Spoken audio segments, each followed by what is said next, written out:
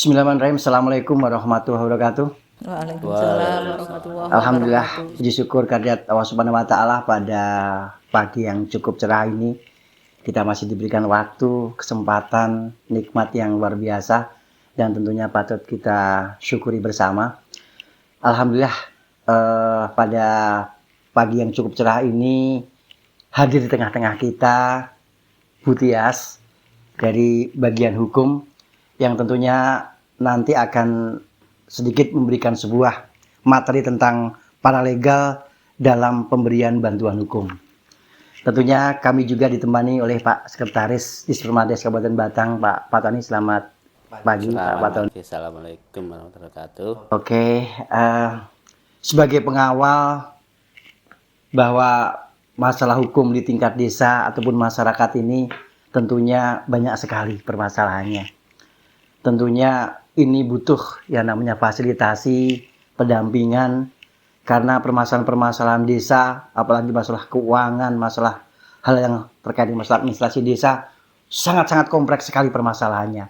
Tidak hanya di situ juga Mbak Tias ya, bahwa masyarakat pun juga saat ini dengan problematika permasalahan di tingkat desa, tentunya sangat-sangat kompleks, butuh yang namanya sebuah fasilitasi mengenai advokasi, pendampingan, karena bagaimanapun tidak semua masyarakat melek tentang hukum. Sebagai pengantar itu, makanya pada kali ini akan kita kaji bersama kaitannya dengan masalah paralegal dalam pemberian bantuan hukum itu apa, mekanismenya seperti apa, termasuk nanti tugas-tugasnya, persyaratannya seperti apa, nanti akan kita kupas tuntas.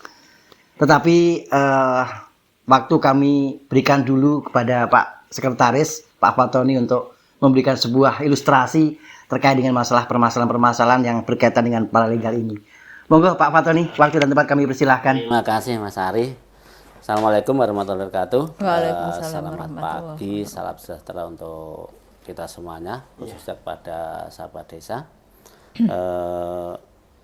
Pagi hari ini kita semuanya diberi anugerah sehat semuanya, dan kita juga kedatangan tamu istimewa dari bagian hukum, Mbak Tias. Nanti Mbak Tias tolong diperkenalkan juga. Siap.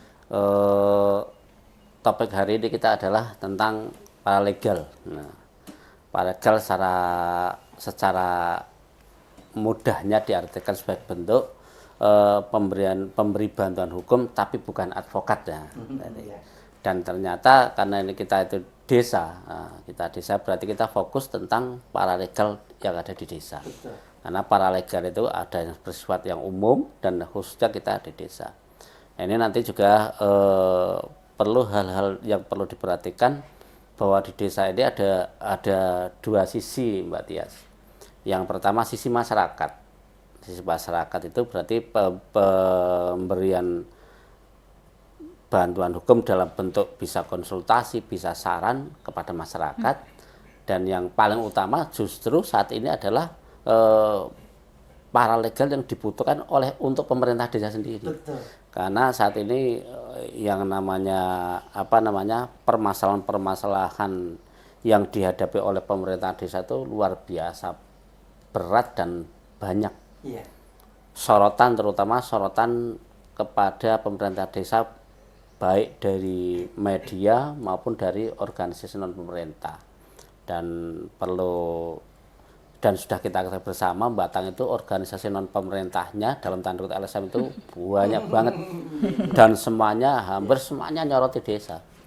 Terus kemudian juga dari unsur media juga sama, sorotannya luar biasa, termasuk juga dari APH. Maka dalam tanda kutip permasalahan-permasalahan ini yang mungkin dengan adanya paralegal itu bagaimana bisa membantu minimal meringankan beban yang dihadapi oleh masyarakat, khususnya pemerintah desa. Untuk itu kami butuh semacam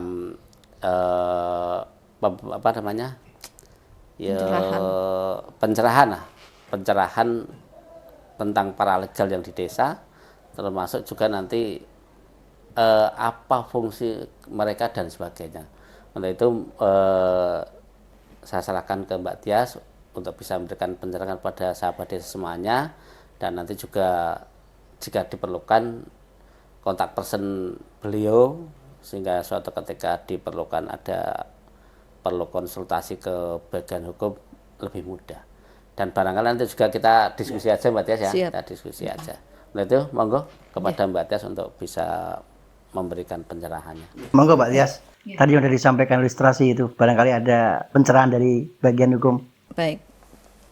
Terima kasih Pak Sekdin, Mas Ari. Assalamualaikum warahmatullahi wabarakatuh. Waalaikumsalam warahmatullahi wabarakatuh. Selamat pagi teman-teman yang ada di sana, ya Iya. berarti. Semuanya di Sapa Desa ya Pak? Iya. Sapa Desa. Kita ketemu lagi di episode yang kedua ya Mas Ari ya. Episode yang kedua, yang sebelumnya yang tahun lalu kalau tidak salah itu kita sudah ngobrolin tentang bantuan hukum. Iya. Ya. Kita ngobrolin tentang bantuan hukum khususnya untuk masyarakat miskin. Sekarang kita akan ngobrol sedikit tentang paralegal nih. Kalau kita di desa itu banyak sekali tadi yang disampaikan Pak Sekdin, banyak permasalahan yang terjadi di desa. Kemudian terkait SDM-nya juga mungkin ya Pak Sekdin kurang. Kemudian sorotan atau yang pemerhati desa itu banyak sekali ya. Nah, ini sebetulnya desa membutuhkan seorang atau beberapa orang yang bisa membackup itu. Nah, salah satunya itu adalah paralegal. Jadi paralegal itu apa? Paralegal itu adalah orang yang intinya adalah dia paham tentang hukum. Ya, dia bisa berasal dari komunitasnya sendiri, dari desa itu atau dari komunitas yang lain, dan yang penting itu dia paham dan terampil di bidang hukum. Itu yang utama. Bisa dari pemerintah desa juga, bisa juga. Bisa. Syarat yang kedua, dia tidak boleh ASN, tidak boleh TNI, dan tidak boleh Polri. Yang penting dia bisa baca tulis, ya, baca tulis. Usia minimalnya 18 tahun. Itu syarat sebagai paralegal. Dan nanti tidak hanya itu, dia harus mengikuti pendidikan atau kalau boleh kursus lah ya. Karena diklat yang diselenggarakan oleh Kanwilkumham. Beberapa waktu yang lalu saya sudah share ke Bu Kabid terkait dengan pelatihan paralegal ini. Nah, kalau sudah mempunyai kompetensi ini, nanti bisa melakukan edukasi ke masyarakat desa, pendampingan ke masyarakat desa, tapi harus dipahami bahwa paralegal ini bukan advokat, bukan pengacara. Jadi intinya paralegal itu kalau gampangannya boso kampungnya ya asisten pengacara ya, asisten pengacara atau asisten advokat yang membantu dalam perkara-perkara yang non litigasi. Non litigasi itu termasuk konsultasi, termasuk di dalamnya mediasi, negosiasi, pokoknya yang di luar pengadilan ya. Nah, kalau sudah masuk di ranah yang litigasi, paralegal nggak bisa masuk. Yang harus masuk di dalamnya adalah pengacara. Mungkin itu gambaran sekilasnya seperti itu dan terkait dengan paralegal. Nah, kemudian kalau paralegal itu ada nggak aturannya kayak gitu kan? Diatur di mana? Ada di Permenkumham nomor 3 tahun 2021 itu tentang paralegal dalam pemberian bantuan hukum. Itu dasar hukumnya terkait dengan paralegal. Nah, kemudian untuk meningkatkan kompetensinya, ya kan? Bagaimana untuk meningkatkan kompetensi? Iya, nanti itu ada pelatihan, ya, yang dilakukan oleh Kanwil. Kemudian paralegal bisa juga bergabung di dalam LBH, ya. Kan kita ada LBH nih di Kabupaten Batang juga ada, meskipun yang berdiri sendiri, yang sudah terdaftar secara mandiri itu belum ada, tapi minimal ada yang cabang dari kabupaten sebelah di sini ada. Nah, itu LBH itu yang sudah terdaftar syarat dan ketentuannya kan harus terdaftar di Kementerian Hukum dan HAM ya. Nah, itu kalau sudah terdaftar di sana dia bisa memberikan pendampingan hukum kepada siapa? Kepada masyarakat miskin, kepada desa kelompok masyarakat boleh, kepada masyarakat adat boleh. Siapa yang membutuhkan bantuan hukum dan itu free. Ya. Kemarin yang kita bahas ya di episode yang sebelumnya itu free dan ini paralegal itu bisa masuk di dalam LBH itu. Tapi dia boleh berperan ketika LBH itu melaksanakan pendampingan yang non litigasi yang tadi saya sampaikan. Ketika dia sudah masuk ke ranah litigasi, perannya diambil alih oleh advokat. Mungkin itu sekilas gambarannya, kompetensinya tadi sudah saya sampaikan harus dilakukan kompetensi ya, uji kompetensi nanti ikut dalam pelatihan. Nah, kemudian nanti pemberdayaannya juga ada nanti melalui Kanwil dan kemudian dipantau oleh LBH-nya masing-masing. Pimpinan LBH-nya yang tadi mungkin dia bergabung di dalam LBH, pimpinan LBH itu nanti bisa mengevaluasi peran paralegal itu bagaimana, apakah dia aktif, cukup aktif, ataukah dia sangat membantu perannya atau bagaimana, itu nanti dievaluasi oleh ketua LBH-nya. Nah, kemudian nanti ada evaluasi di tingkat kementerian. Oke, terima kasih sekali Mbak Tias, luar biasa sekali apa yang telah disampaikan beliau. Tentunya minimal bisa memberikan semacam pencerahan karena terkadang masyarakat kita Mbak Tias kesulitan di dalam rangka fasilitasi konsultasi karena kadang ketidaktahuan masyarakat tentang hukum. Niat kita baik, terkadang masyarakat punya niat baik, tetapi karena barangkali mungkin ada sesuatu yang ranah regulasi yang ketidaktahuan mereka, walaupun di dalam mekanismenya setiap manusia ditaat untuk patuh dengan hukum dan dianggap tahu tentang hukum, tetapi karena barangkali mungkin ketidaktahuan sehingga mungkin ada sebuah permasalahan-permasalahan yang tentunya butuh pendampingan juga. Berarti di bagian hukum pun juga ada BLH ya? LBH ya, Lembaga Bantuan Hukum ya. Kita kalau di Kabupaten Batang kita bekerja sama Mas, bukan ada bagian hukum bekerja sama dengan LBH yang nanti LBH itu yang berperan aktif yang membantu, mereka kan disebut dengan pemberi bantuan hukum. Ya, pemberi bantuan hukum itu mereka nanti yang melakukan advokasi, pendampingan hukum kepada masyarakat miskin yang berhadapan dengan hukum. Nanti LBH-nya itu yang bekerja. Nanti kita karena kita kerjasama dengan LBH, ya tentunya kita menggunakan jasa mereka. Nanti ada reward untuk LBH. Jadi masyarakat yang berhadapan dengan hukum ketika mendapatkan pendampingan dari LBH free, tidak gratis, tidak ada biaya apapun. Jadi nanti mungkin ada masyarakat desa yang miskin atau kurang mampu dan dia berhadapan dengan hukum bisa menghubungi LBH untuk bisa dilakukan pendampingan sampai dengan perkara ini inkrah. Ya, sampai inkrah karena prosesnya lama ya, apalagi biasanya kalau ini prosesnya itu ada, kalau pidana misalnya ya, proses pidana pencurian atau apa waktu itu kan prosesnya agak lama sampai dengan inkrah nanti dilakukan pendampingan. Mereka yang berhadapan itu oleh LBH dibantu sampai dengan selesai, sampai dengan kasusnya selesai. Nah, paralegal bisa masuk di dalamnya, membantu sebagai asisten dari pengacara atau advokat yang melakukan pendampingan terhadap masyarakat miskin itu.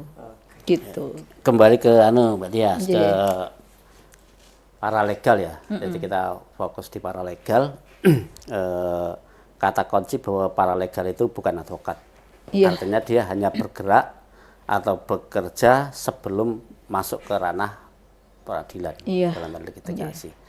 Nah, ini kan apakah ini menjadi sosialisasi awal atau kita sudah mulai tindak lanjut oleh bagian hukum?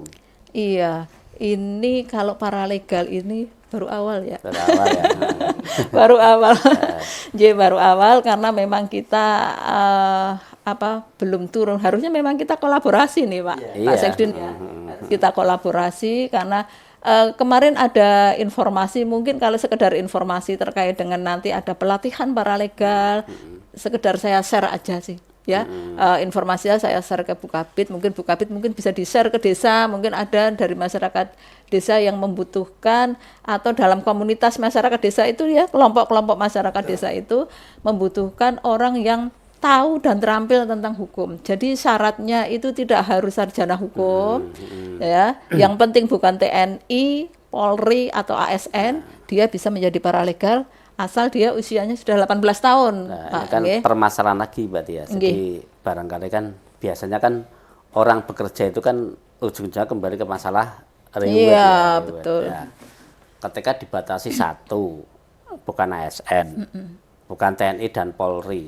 Terus ketika mereka mengikuti dan sebagainya, apalagi ketika nanti mereka di bawah pantauan dari advokat atau LBH, terus mereka tidak dapat apa-apa.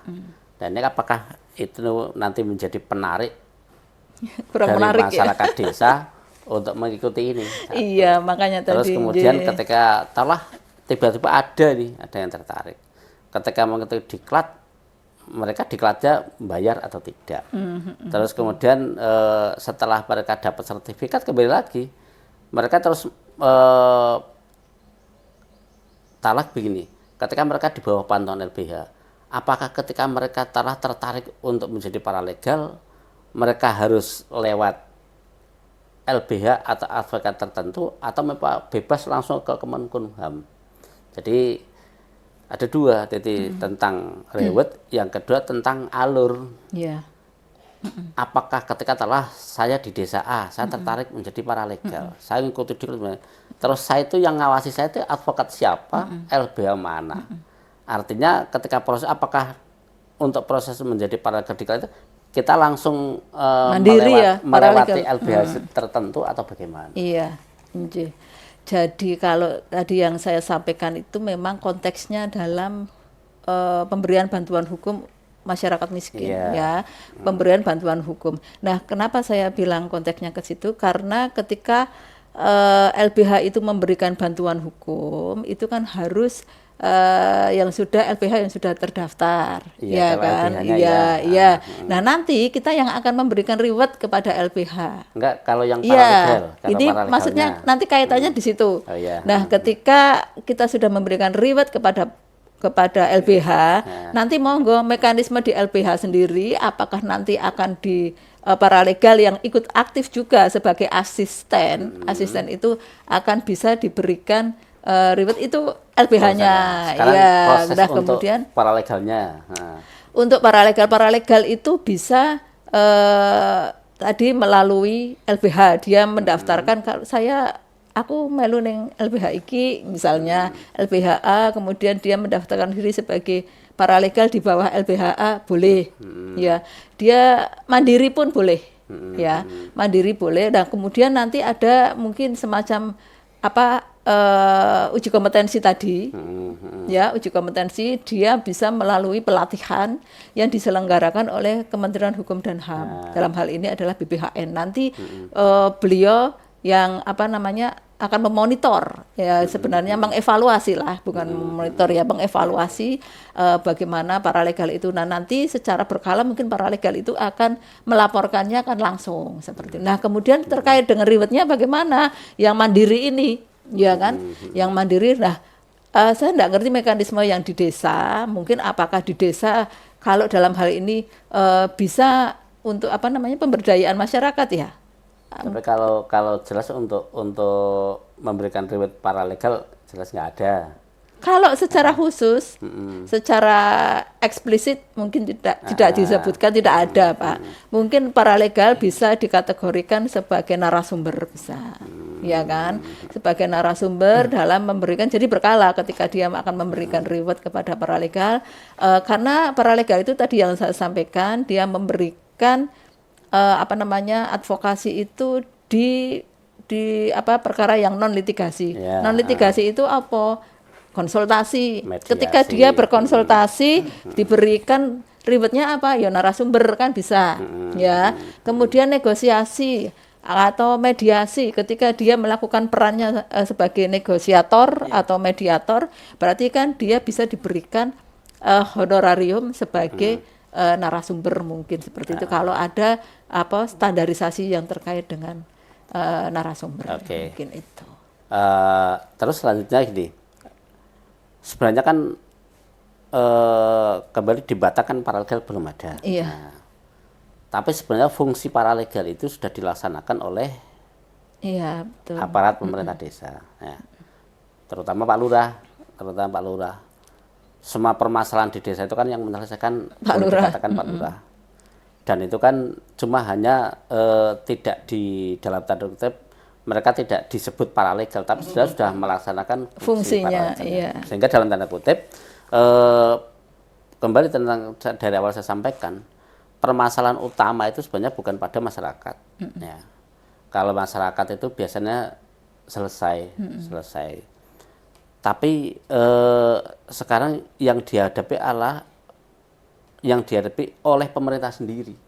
Sehingga dalam tanda kutip paralegal yang di desa itu ketika rewet nggak ada, satu tidak dari pemerintah desa sendiri akan susah. Tapi ketika di pemerintah sendiri sebenarnya justru itu yang saya inginkan. Jadi baik dari Pak Kades dan ke bawahnya. Cuma yang pemerintah desa itu Pak Kades itu bagian dari ASN atau tidak? Saya yakin kalau dari masyarakat yang umum ditawari tentang paralegal, ya susah sekali. Kecuali mau orang yang punya panggilan, panggilan hati. Tapi ketika masuk yang menjadi paralegal itu aparat pemerintah desa itu, yang pertanyaan pertama adalah mereka bagian ASN atau tidak? Karena mereka dapat gaji dari negara. Nah, terus kemudian ketika boleh sebenarnya ya mereka menjadi ibaratnya pengetahuan untuk sendiri sehingga nanti bisa untuk menyelesaikan permasalahan yang dihadapi oleh pemerintah desa. Nah, ini batasan itu bisa ditembus atau tidak? Iya. Menarik sekali ini Mbak Dias. Artinya apa yang disampaikan Pak Asek ini memang ini kasuistis yang ada di lapangan memang. Artinya di satu sisi kepala desa 25 jam kadang nuwun sewu tumpuan konsultasi masyarakat, ada permasalahan ini, permasalahan itu, semuanya kompleks ada di Pak Lurah. Namun demikian kaitannya dengan masalah yang disampaikan bahwa Pak Lurah itu apakah ASN atau tidak, termasuk mereka masuk ke paralegal atau tidak. Tetapi di sisi lain dalam konteks permasalahan desa pun Pak Lurah dengan permasalahan yang kompleks, banyak tekanan-tekanan dan sebagainya, mau bersama-sama siapa. Sedangkan LBH sendiri kadang nuwun sewu, apakah sudah terbentuk di Batang itu secara regulasinya? Sebenarnya gini Mas Arya, kita lepas LBH ya, kita fokus paralegal. Jadi tadi ketika aparat pemerintah desa boleh nggak jadi paralegal? Karena dalam tanda kutip karena mereka dapat gaji dari negara. Nah, itu. Apakah bagian dari ASN atau tidak? Terus kemudian saya sebenarnya kepingin setiap desa itu ada paralegal. Sebenarnya saya kepingin dari pemerintah desa sendiri, dimulai dari Pak Kades. Mereka minimal itu memiliki kemampuan dasar melewati bintek itu untuk tentang melek hukumnya. Karena yang dihadapi sekarang oleh mereka itu justru jauh lebih besar daripada yang dihadapi oleh masyarakat. Nah itu. Iya. Monggo Mbak Dias, Iya. Mbak Dias. Jadi kan kalau kita baca ketentuannya, ya kita baca ketentuannya, syaratnya itu hanya warga negara Indonesia. Ya. Berusia paling rendah 18 tahun. Oke, terpenuhi ya. Memiliki kemampuan membaca dan menulis. Oke, terpenuhi. Bukan anggota TNI, Polri dan ASN. Sekarang ASN itu kan ada aturan yang tersendiri. ASN itu siapa? ASN itu adalah pegawai negeri sipil dan P3K. Iya kan? Nah, selain itu apakah dikategorikan ASN? Ya tidak, ketentuan umumnya sudah jelas menyatakan seperti kan itu. Berarti kan memungkinkan. Kemudian yang berikutnya adalah memenuhi syarat lainnya ditentukan oleh pemberi bantuan hukum. Ini yang tadi saya sampaikan, ini khusus untuk yang dengan LBH ya. Betul. Ini kalau ini yang bernaung di bawah LBH. Nah, kalau yang mandiri berarti boleh ya kan. Kemudian syarat yang terakhir adalah tidak bertentangan dengan peraturan perundang-undangan. Iya. Artinya apa? Ketika ada aturan khusus yang mengatur tentang kepala desa itu apa? Dan Nah itu, perangkatnya lah, nah perangkat ya dan- perangkat desa. Nah itu ada aturan khusus enggak yang mengatur tentang itu. Nah ini kalau ini sejalan dengan apa tadi syarat sebagai paralegal tidak bertentangan, ya welcome, enggak apa-apa. Artinya begini, nah saya tak ulang kembali, yang dihadapi pemerintah desa dalam tanda kutip berkenaan dengan bantuan hukum itu lebih berat dan besar daripada yang dihadapi masyarakat. Itu yang Iya, kacamata iya, saya selaku betul. dari Smades. Iya. Makanya dalam tanda kutip sebenarnya ibaratnya karena paralegal itu kan sudah lama ya, bahkan dalam tanda kutip kalau kita ekstrim tentang pengetahuan tentang hukum, yang terbaru kan 2021 itu Permen 3 2021. Ketika itu sudah diundangkan kan berarti semua warga negara kan sudah dianggap tahu, dan berarti sudah 3 tahun. Artinya sosialisasi sudah Sampai di mana? kemarin. Nah, sebenarnya saya kepikir begini Mbak Tias, mungkin enggak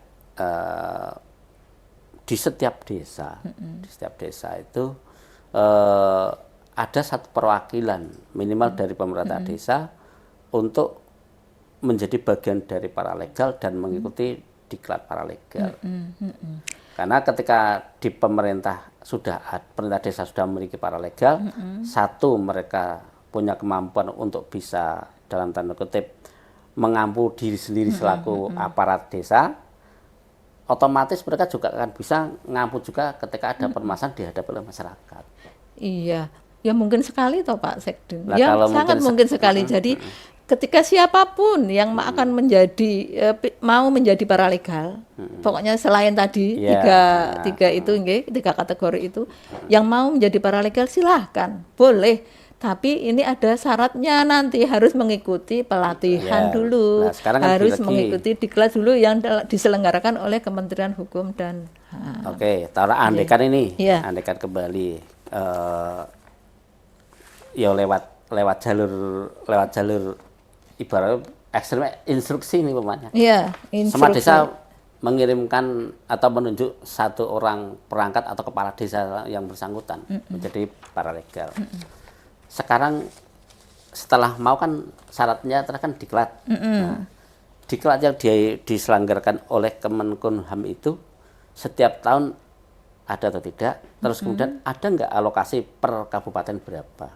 Oh, alokasi per kabupaten tidak ada sepanjang itu setiap tahun sepertinya ada Pak. Ya setiap tahun ada Pak Sekdin. Jadi nggak usah khawatir mungkin yang tahun ini belum berhasil lolos umpamanya. bisa mengikuti pendidikan paralegal di tahun berikutnya. Nah kemudian ini apa? Kalau pembiayaan saya kurang hafal ini kayaknya. Ya pembiayaan sepertinya ya tetap ada ya tetap ada, tapi mungkin tidak begitu banyak. Sama seperti ketika ada pendidikan advokat kan juga ada Ya, pembiayaannya. kan gini juga berbeda lagi. Logika sederhana yang paralegal itu kan lebih pada sisi sosial, Betul. bukan Ya. karena itu bukan profesi. Ya. Mereka itu bukan profesi. Kalau yang diambilkan dari aparat pemerintah desa kan mereka sudah dapat gaji ya, artinya mereka bisa eksis. Cuma ketika mereka dalam tanda kutip juga barangkali ya perlu apa namanya informasi kalau Kemenhub ketika ada pelatihan paralegal itu bayar atau tidak. Oh iya. Ya kan? Iya. Karena ADD juga kita susah juga sih, susah juga ketika nanti harus ada pembiayaan. Dan saya yakin kan di Klaten kan nggak mungkin di Batang ini. Kalau modelnya mesti paling tidak di Semarang. Dan berarti kan butuh anggaran dan sebagainya. Dan juga di Klaten kan nggak mungkin sehari. Beberapa hari. Mesti beberapa hari. Ini kayak barangkali kalau saya saran kepada sahabat desa semuanya, silakan dicari atau dibaca di browsing di Google tentang arti penting paralegal. Kalau saya menganggap sangat penting, sangat penting. Minimal untuk membentengi diri sendiri dan pemerintah desa sendiri. Kalau bisa membentengi diri dan pemerintah desa, pasti bisa untuk membantu masyarakat, itu pasti. Jadi penting dan perlu. Dan saya berharap di setiap desa nanti ada paralegal masing-masing, dan lebih lanjut karena syarat yang lain saya terpenuhi semuanya, hanya masalah diklat. Jadi nanti barangkali lebih lanjut akan diinformasikan oleh bagian hukum tentang diklat paralegal. Diklat paralegal. Mungkin itu Mbak. Oke, nggih. Nanti ketika ada informasi dari Kementerian Hukum dan HAM terkait dengan pelatihan paralegal yang episode yang berikutnya nanti akan kami informasikan nggih, Oke, untuk siap, teman-teman sapa desa di sana, mungkin dari teman-teman desa nggih, teman-teman desa nanti bisa, harapannya sih tetap desa ada Iya, ya. saya Setiap desa itu ada yang mengikuti paralegal. Sepertinya kemarin ada yang ikut ya. Ada berapa desa itu di Kabupaten Batang, dari informasi yang sudah kami sampaikan itu ada mungkin yang tertarik ya, ada yang tertarik itu sekitar ada berapa, 1 apa 2 itu ya. Kemarin informasinya karena tidak ada yang ingin ingin daftar secara pingin sendiri gitu loh, pingin daftar sendiri dengan keinginan sendiri. Akhirnya kalau tidak salah kemarin Bukabid itu memerintahkan beberapa kepala desa yang basic pendidikannya sudah hukum mungkin ya. Nah, untuk bisa mengikuti itu. Masalah ini ditindaklanjuti mereka mengikuti Atau pelatihan atau tidak, saya kurang paham ya. Kalau yang kemarin karena dalam masa-masa Covid itu pakainya online ya. Untuk ke depan saja. Ya, nah mungkin nanti ke depan saya tak Informasikan mencari informasi di Kementerian Hukum dan HAM terkait dengan pendidikan paralegal. Oke, terima kasih atas penyampaiannya. Menarik sekali yang disampaikan Mbak Tias, Pak Sek. Sampai nggak kerasa kita sudah hampir sudah siang tentunya terkait dengan masalah paralegal ini. Kalau kita dapat simpulkan bahwa paralegal merupakan orang yang terlatih dan mempunyai pengetahuan dan keterampilan di bidang hukum. Dan tentunya yang mampu membantu penyelesaian masalah hukum yang dihadapi oleh masyarakat. Kalau bahasa kerennya itu konsultan. Tahu konsultan betul? Kongkonane wong kesulitan. Ekstrimnya seperti itu karena berbagai kompleks masalah tertumpu pada masyarakat yang tentunya sebenarnya tadi disampaikan dari Pak Sekretaris bahwa harapannya setiap desa ada sebuah paralegal ini yang tentunya bisa membackup, memfasilitasi termasuk mengkonsultasikan kan masalah permasalahan desa, dan harapannya barangkali ke depan bisa tindak lanjut oleh bagian hukum Mbak Tias agar nantinya desa-desa ini minimal tadi disampaikan Pak Sek itu ada sebuah wadah ketika ada semacam permasalahan itu dia bisa menyelesaikan masalah di tingkat internal. Syukur-syukur ketika ada masalah internal sendiri pun dia dengan pengalamannya bisa menyelesaikan permasalahannya. Dan tentunya sobat desa, masalah hukum ini, kesadaran hukum ini diawali dari kesadaran hukum di keluarga dan masyarakat. Dan tentunya ke depan mudah-mudahan paralegal yang sudah kita bahas bersama bisa memberikan kontribusi kepada masyarakat, karena begitu masyarakat sangat membutuhkan kaitannya dengan masalah bantuan hukum ini. Itu sementara dari kami. Dan kami terima kasih sekali Mbak Tias, Pak Sek atas waktunya. Mudah-mudahan kita bisa bermanfaat untuk bisa pembahasan ke depan sehingga desa akan lebih maju, desa akan lebih aman terkait dengan masalah hukum yang ada. Kita akhiri, assalamualaikum warahmatullahi wabarakatuh. Waalaikumsalam warahmatullahi wabarakatuh.